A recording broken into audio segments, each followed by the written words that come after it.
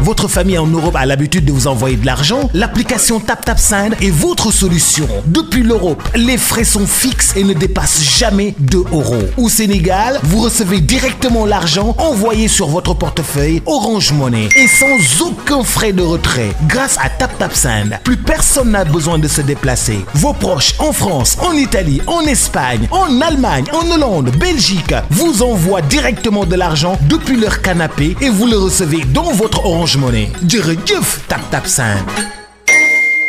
10 € offerts sur l'application TapTapSend en mettant le code promo LUTTV. pour luttetv.com ñu ngi leen nuyu bu baax di leen ziyaare ñu toog ak Boubacar Niang xam ngeen ko yàgg nañoo def ak moom waxtaan mu am journée bu muy tëgg yaakaar naa le 5 juin incha allah fële ca Tëngéej drapeau Ismaïla Madior Fall ancien ministre de la justice. mais ministre conseiller gis nga ko da ko tuddee laa mu di ko défendre ministre d'état loolu après nga waxal ko sa bopp. loolu moo tax ñu fas yéene waxtaan ak yow waaye waxtaan ak yow tamit ci 4 combats yi nga xamante ni Balla Gaye numéro 2 jël nañ ko sa xalaat en tant que journaliste dañ lay nuyu bàyyi la nga nuyu mbokk internet yëpp ñu waxtaan ak yow le grand journaliste maa ngi lay nuyu di la jël. waaw mais Lamine maa ngi lay fay di nuyu sama waa kër parce que Lutte TV famille moom bon fa laa bokk yàgg na du dëgg muy fu am solo bërëb boo xam ne vraiment yéen a ngi def liggéey bu mucc ayib nuyu Leuz du nuyu ñëpp bépp personnel bu fa nekk lu làmb yëpp voilà. comme ni ma ko waxee yaakaar naa sa première journée ci saison bi le 5 la fan nga toll ci waaj. waaw le 5 la daanaka lépp pare na parce que journée la boo xam ne journée dañ jàppoon nañ ko déjà depuis le 4 avril 2020 mais Covid bi moo taxoon ñu reporté ko bon ren ñu teel see jóg. mais nekkoon ci toppatoo stade bi xam nga stade Ngalandou dañ ko tëjaloon làmb mais yàlla def na vraiment ak autorité Rufisque yi notamment le maire Daouda Niang maire ville de Rufisque vraiment jàppale na ba ubbiwaat stade bi pour làmb ñëwaat di si bëre et loolu moo tax sax boo xoolee waajtaay bi xaw a xat mu tombé tamit drapeau chef de l'État bi CNG di nuyu président Bira Sène ak équipe am yëpp doon organiser week-end bi passé donc loolu la mais gala la boo xam ne bis la boo xam ne bis bu am solo la su ñun bis bu am solo la war a nekk tamit ci waa Tëngéej ndax lan parce que benn làmb ça fait plus de 10 ans làmb amul Tëngéej amul stade Ngalandou Diouf amul Tëngéej boo xoolee mbëru Tëngéej ji amateur Tëngéej yëpp dañ doon ñëw Dakar Iba Mar Ba Demba Diop wala arène nationale pour di gunge seeni mbër wala di seetaan làmb tey jii yàlla def na dañuy toog seen dëkk ñu ubbil leen fa ay seen stade mbëri Dakar yi ñëw foofu dajeex ñoom ñuy bëre donc je pense que loolu luy am solo muy une grande première beneen solo si mooy kiñ tuddee bis bi muy le ministre d'État professeur Ismaïla Madior Fall xam nga réew mi dafa am ñoo xam ne liñ fi def du mës a fay te macha allah tarkalla moom da see bokk parce que fii doo fi lim ay intellectuel te doo ko si lim doo fi lim borom kum xam-xamam màcc si droit rawatina si constitution te doo ko tudd doo lim koo xam ne ku bëgg réewam nekk patriote ndax lu te doo ko tudd ndax xam nga lu tax loolu amoon na ay jamono professeur titulaire yi nekkoon université Cheikh Anta Diop yëpp ñu si bëri dañ dem bitim réew dem nu mu tudd monnaie seen xam-xam mais professeur Ismaïla mosul dem fenn fii la toog jàngale ñaata cadre si droit ak yu la formé bëri na mënoo ko compter muy doomu Tëngéej bëgg Tëngéej lu mu am Tëngéej jóg ko gënal di fa jàppale président Macky Sall ak si yeneen i domaine si yeneen i anam réew mi tey ji bu nee tekk dal am ay charte yu wóor loxoom mi ngi si biir kon vraiment ku mel noonu ay valeur am ay compétence am jot na aussi nit ñi sargal ko ndax xam moom xam nañ ko ndax képp kuy intellectuel fii Sénégal yow mi xam nga ko keneen xam nga ko mais xam ci li muy liggéey xam li muy jëf xam lu muy xam fi mu jaar xam ni mu muy vraiment ni fu mu taxawee réewam rawatina nag ak vilam nga xam ne dëkkam la muy Tëngéej daf si am solo loolu moo waral bis bi aussi nekk bis bu am solo et puis troisième volet bi mooy xale yi koy bëre mooy ay espoir yoo xam ne Tëngéej lañ dëkk mooy Aboy di doomu dëkk bi moom tamit ah fils de Zal jóge Bawol tamit di dem fekk ji waa Tëngéej ndax xam nga Bawol wax lébu moom lébu yee bool yàgg noonoo daje waaw dër bi la ma sa nekk donc muy noonu donc daal muy daal ay événement yu daje ci bis bi ñaan yàlla dem ci jàmm di si invité ñëpp di si invité rawatina presse bi ñëpp ñëw si xam nga jàpp si le 5 incha allah lay doon ñëpp ñëw si bon mu nekk une belle réussite voilà. stade bi mosoo fa tëgg est-ce que ruq yeeg code yëpp dem nga ba maîtriser ko wala waa Tëngéej ñoom ñoo nekk sa ginnaaw rek wala ministre bi moom moo gérer côté boobu. waaw ministre bi moom daanaka mi ngi ci kanam mi ngi ci ginnaaw mi ngi droite mi ngi gauche ndax vraiment dañ ne ku am wéeruwaay doo kenn du la ba mu wax te jeunesse su Sénégal da koo tax a jóg rawatina jeunesse su Tëngéej kon te ñun dañu am wàllu Tëngéej man mii dama am wàllu Tëngéej ndax kuy sa maam Kaam Ndoy loolu rek doy na misaal du dëgg kon tey jii foofu amul mais effectivement mais damay féliciter di remercier surtout waa Tëngéej rawatina ñi nekk acteuru làmb Tëngéej parce que vraiment ñoom ñoo reyante pour bis bi bu amee rek franchement reyante nañ ci lu bëri pour mu am te ñooñu bu ñu nekkee yow yu bëri sax doo ko lijjanti stade bi demaguma fa parce que ñoom xam nañ lépp donc organisation bi seen loxo laa ko teg donc voilà man daal li ma si amal solo daal mooy na lépp jaar si yoon mu am sécurité bañ a am violence bañ a am loolu yëpp parce que vraiment ki moom bis bi nit ku dal la nit ku teey la nit ko loo xam ne vraiment xam-xamam yaram teggi na mooy la donc na mbëri def noonu supporters yi et puis stade bi doog a ubbeeku la xam nga bu amee ay coow rek du baax si ñeneen ñi siy topp te tey jii làmb dafa jot fépp fu nit ne bépp gox nit ñi dafa bëri kon vraiment waa làmb nañu taaral suñu discipline te xam ne lu cosaan dañu yor lu garaaw dañu yor sport boo xam ne fa am solo fii si Sénégal rawatina tamit am aspect cosaan kon nañu defar lépp rek ba nga xam ne vraiment bis bi day nuyoo borom di si woo ñëpp waa Tëngéej ñëpp Tëngéej ja Sàngal Kama Bargny Yeen Tubaab Jalaaw Kunun Bambilor na ñëpp ñëw incha allah rabbi ñóor Tëngéej yëpp juróom-ñaari penc yi daal sama mbokk lépp yëpp maa ngi leen di woo. yaa ngi leen di woo ñoom ñëpp incha allah dinañ ñëw mais lan moo tax nga yéex a jóg ci bés bi des 3 jours nga boobu ba léegi gis ñu la nga def face à face gis ñu la nga def interview. si am na ay face à face am na ñaar waaw yu am Tëngéej mooy li ma la en fait à chaque fois day tombé ay événement day tombé ay mooy li ma wax c'est-à-dire yéex a jot autorisation stade bi xam nga aussi balaa ñu naan tungu ne du teel ñu balaa ngaa naam ne fa noonu la olof wax voilà mi noonu donc balaa ñuy def benn promotion il fallait avoir la certitude am stade bi donc loolu la woon mais combat la boo xam ne depuis daaw la donc yow mii daan nañ ci liggéey nañ si ñu ngi si doon waxtaan mbëri ñi si dara changé wul donc depuis daaw donc bon dañuy fàttali rek dañuy tàngalaat ceeb bi rek mais loolu depuis daaw la quoi. rendez-vous bi incha allah rabbi le 5 la ci stade Ngalandou Diouf stade bu mag bi stade bu mag la nag kon waate nga génn leen loolu défi la moo xamante ne war ngeen ko relever ko defee làmb mbokku lébu yi waaw ak ASC yi ñëpp nañ génn incha allah ASC yi ñu gis fa cosaan nag war na faa mën a. mais bien sûr lépp dina am tout xam nga boo ni naan wax feeñ. mais lépp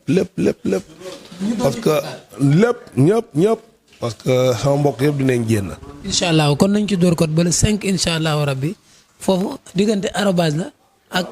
Aboy ak fils de Zallo incha allah rabbi mais comme ni ma ko waxee sànq gars yi ñu ngi continuer di am ay combat Eumeu Sène tey signé na ñaari contrat digganteem ak Balla Gaye numéro 2 signé na digganteem ak Bombardier bi nga yëgee loolu lan la sa xel. waaw ay xibaar événement yu am solo la parce que xam nga làmb lépp lu si bees rek day jëm si lu ko yokk tey jii mbër jël ñaari avance wala ñett loolu am solo la rawatina si moom parce que tamit mbëri dañuy liggéey mbëri dafa am ñu bëri ñu nekk seen ginnaaw ñoo xam ne si ñax bi ñuy am ak seen doole vraiment ñooñu aussi si lañ yaakaar kon tey jii ñu tegaleel la ñaari avance combat ba ñett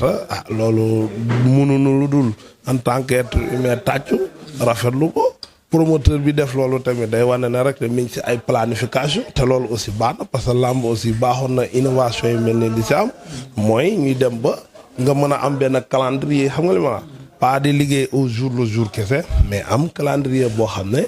da nga naan su ma jógee fii laa jëm bu ma jógee fii jëm fii bu ma jógee fii jëm fii ñun ñi nga xam ne bon ay organisateurs yu ndaw lañ parce que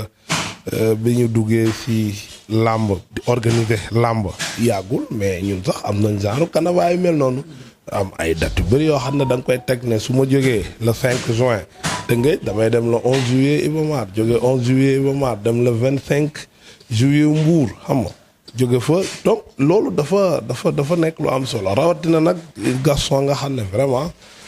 tey jii quand même on peut dire que c'est le sommet de la lutte avec frappe c'est le père des promoteurs mën nañ ko waxee noonu parce que vraiment def na si loo xam ne lu am solo la si wàllu làmb kon bu dellu si waatee indiwaat innovation bu mel nii di tegale ay combat di jël ay avance di joxe mbër day wane ne quand même bon y a une bonne santé de la lutte tey jii bu ñëpp doon ne non làmb dee na combat mag amatul ñu dem ba gis ne ay mbëri VIP yi dañuy tegale ay combat bon loolu am na pour man côté boobu am na solo bon peut-être man li ma si yokk mooy mu bañ a yem kese si VIP yi parce que boo xoolee ñoom ñi ngi tegale ay avance ku mel ne Balla Gaye tegale je pense 4 ans Eumeu Sène 2 bon que Bombardier 2 que ñu mu yaatu mu gën a yaatu xam nga que ñeneen ñi yeneen VIP surtout les jeunes VIP comme ñoom Ama ñoom Boy Niang genre yooyu ñoom Sa Thiès vraiment ñooñ tamit mën see bokk que mu nekk loo xam ne bon du yem si benn ossature kese quoi. mais li ma bëgg a xam mooy ndax am nga mbetteel ci combat Eumeu Sène Balla Gaye.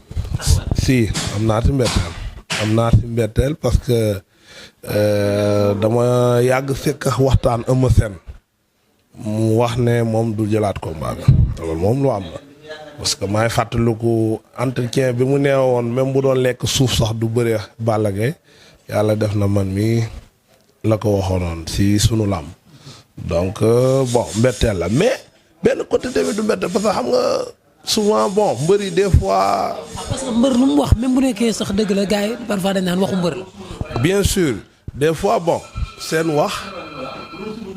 dañuy tenir benn position dem ba mu yàgg ñu changer position loolu yàgg nañ ko gis ci làmb yàgg nañ ko gis Mohamed Ndao Tyson fii la fi bàyyi woon dem ba mu yàgg mu dellu si waat du dëgg xam nga boobu sax boo xoolee moo nekkoon sax bu nekkoon coow lu rëy mu bàyyi moom moo démissionné CNG daf ko sanctionné si combat bi amoon sax bi contre Bombardier mu def conférence de presse mais moom bàyyi na làmb mais bi mu toogee ñettaat gis nga dafa dellu si waat kon bon loolu moo tax ma ne la côté boobu du mbetteel mais xëy na ay fait wala ay enjeu sportif wala xëy na financier dina tax ñoom position bi ñu nekkoon ñu def comme ni woon di wax waxeet moo tax foofu yëpp lenn laa si wax rek mooy toujours nañu jàppee làmb comme sport rek xam nga bañ si dugal leneen lu dul sport loolu mooy waral tey jii bañ a aussi di wax yenn wax yu rëy wala yu ëpp yi dafay tax situation yu mel nii du benn problème du saam diw daan na ma mënumaa bëreex moom mënagumaa bëreex moom xam nga mënagumaa bëreex moom du ma bëreex moom parce que lii mais lépp rek ñu teg ko ci sportivité. mais tamit ñu indi na ci ay leeral tey parce que nee na moom loolu moom moo ko xool te la mu waxoon tey la ko gënoon a wax mais problème bi mooy waxu kilifa la papam ci boppam ak magam Pam Ngom ñoom ñoo ko poussé pour mu jël combat bi te amul lu dul waxu papam. waaw xam nga loolu lu am solo la parce que comme on dit Sénégal lañ ne. kilifteef dafay am solo te waru fi mës a deñ nag ndax gis nañ dëkk yi wala aada yi nga xam ne kilifteef dafa sooxe problème yu fa am kon suñu réew mi yàlla bu fi kilifteef deñ mais xam nga tey jii ba muy wax loolu moom moo ko waxoon ci boppam ci propre responsabilité te bàyyiwul woon benn espace boo xam ne maanaam bu waxul woon ak réserve xam nga wax ak réserve am na solo mooy gëmuma par exemple gëmuma ne Balla Gaye dinaa bëreeteex moom gëmuma ko xam nga la nga gëmut suba ay mbir comme nii mën naa ñëw pousser la nga bëre mais soo ne lii du ma ko def dëggu si taxaw si loolu day mel ni maanaam bu asamaan doon wàcc sax dootoo ko def. daa meroon boobu. waaw mooy li ma wax moo tax sànq ma ne loolu du problème parce que comme ni ma la wax mbër wala keneen wala nit de façon générale yàgg na téye benn position ñëwaat dellu si te loolu sax benn côté lu baax la si àdduna aussi parce que matt rek ne foog mu dagg loolu du jikko bu may rafetlu man waaw nit vraiment des fois da ngay flexible ne lii la mais après nii mais loolu yëpp daf ñuy jox prétexte rek ñu ne comme si sport lañ nekk te sport dafa am ay logique am sport dafa am ay paramètres am et bu ñuy waxate en tant que sportif nañuy teg toujours côté sport di ko teg ci table bi te di waxee réserve maanaam lii mooy li footballeurs yi naan il ne faut jamais dire jamais par exemple boo gisee footballeur professionnel yi boo leen nee ndax boo leen laajee ndax club bi foog nga ne di nga jeexal sa contrat dañ la naan il ne faut jamais dire jamais maanaam doone déedéet xam gis nga moo tax footballeur bu toog ba mu yàgg jeexaloo sa contrat xam nga kenn du ne kawteef xam nga fi ma waxee kenn du ne kawteef parce que si sa waxin desaloon nga loo xam ne maanaam mën na am ma jeexal comme mën na am ma bañ a jeexal mais xam nga tey jii bu Sadio Mané ne àdduna du yàgg ba mu jóge Liverpool xëy suba ne damay jóge Liverpool ñëpp dinañ ne waa nu mu demee ni mais bon loolu mooy solos mbir mi xam nga sport foog muy am ay polémique am ay mbir làmb noonu la cosaanoo bu ko defee enjeu yi di gën a neex xam nga coow li di gën a xorom si di gën a nekk si ndable et puis voilà. Balla Gaye mi am quatre avance tamit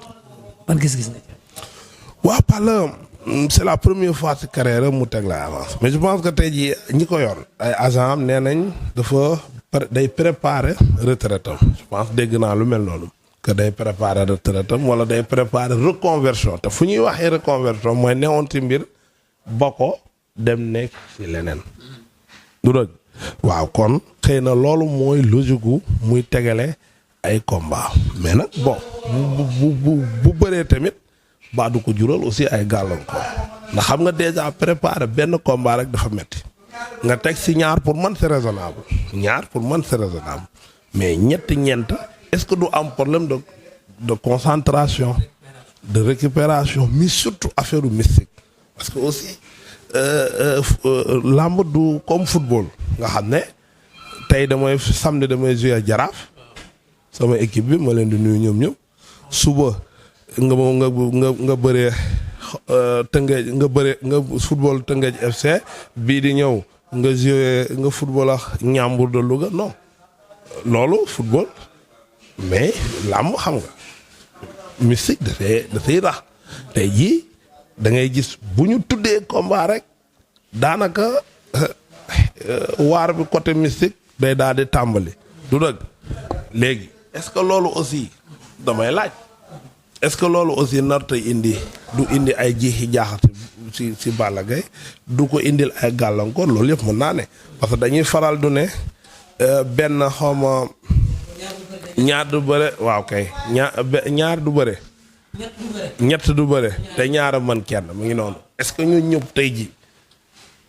bu ñu ko sotoon ci mystique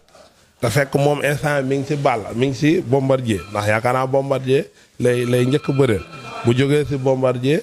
daal di jàll ci Boy Niang du noonu la voilà bu jógee ci Boy Niang dem ci Gris Bordeaux wax est-ce que ñooñu noonu am temps comme ku mel ni sax peut-être Boy Niang tam mi ngi ci combat mais ku mel ni Gris Bordeaux nekkul ci combat donc benn combat la am jamono ji pour préparer mooy kan mooy Balla Gaye te bi Gris Bordeaux champion la xam na nu ñuy préparer lamb donc c'est pour dire que est-ce que loolu yëpp tey jii bu naree dajaloo ci boppam bon mais nag bon comme yàgg na ci lamb am na expérience am na staff boo xam ne xam nañ lamb bon ñàkkul disposition yi ma la wax ne yëpp facteurs yi yëpp ñoom bàyyi nañ ci xel pour mën see liggéey ba nga xam ne vraiment dina mën a bëre combat yi te du am benn problème beneen bi mooy côté enjeu est-ce que tegalee combat yi du tuer le suspense sportif est-ce que am ay problématique la ay gëstu la yoo xam ne comme c'est une première fois mu am jaadu na nit ñi bàyyi ci xel di ci def ay jàngat pour xool ndax système la boo xam ne bëri na lu positif wala boog xëy na am na côté yoo xam ne xëy na ay limite la parce que tey jii Balla bëree ab Bombardier mbër bu jógee ci victoire à chaque fois combat ba sa topp dañ ko ci xaare mais bu jógewul ci victoire des fois combat ba sa topp supporters yi ñenn ñi dañuy xaw a découragé Modou Lo dund na loolu ba mu jëlee ñaari combat ñaari avance ci diggante nu mu tudd Balla Gaye après mu jël Eumeu Sène du dëgg ba mu jëlee Balla ba mu bëree Balla te Gaston su ma juumalee tëggoon ko dafa daan ci combat bi mooy 13 janvier bi mais ba mu ci daanoo mois de juillet le 25 juillet 2019 la 2019 mu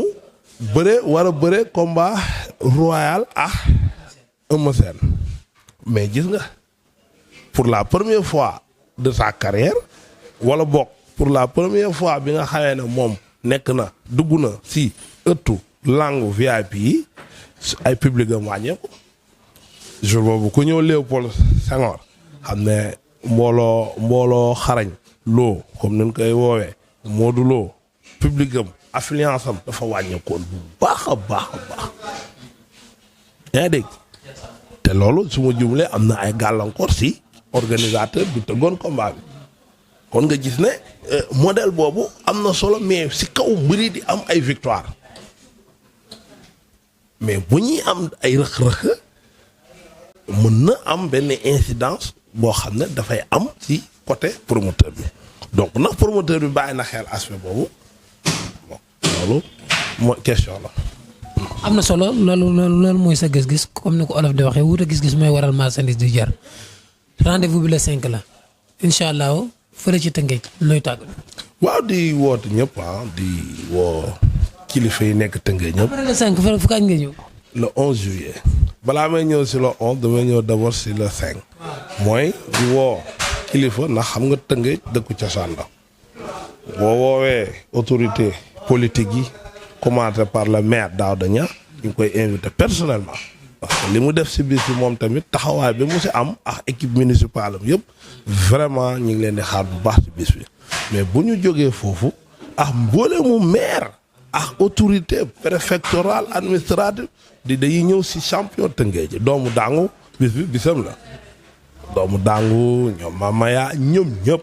Gamou Gueye dafa am combat dimanche bi donc vraiment moom sax dimanche lañ ko naroon def mais ngir Gamou Gueye li mu am combat dimanche bi moo tax bëgguñu woon dajeex moom parce que doomu Tëngéej la di génn di ñëw Dakar di bëri si ay mbokkam ay dëkkandoom dañ ko war a ñaanal gunge ko indi ko si di nuyuwaale Baba Diaw mi nga xam ne moo organisé combat bi muy vraiment moom tamit promoteur bu ñàkk i ñaan ndax ku xewle mu dem xoolul nii xoolul naa te loolu lu am solo la donc di wax ne bu ñu jógee si côté monde di invité nag monde sport bi yëpp football làmb xam nga làmb football athlétisme basket yëpp sport la te sportif yëpp ñoo bokk ndeyax baay donc saltige bu Tëngéej FC ñëpp ñu ngi leen si woo ñoom tamit ñu ñëw si inauguration stade bi ndax inauguration la si côté làmb mais bu ñu jógee foofu nag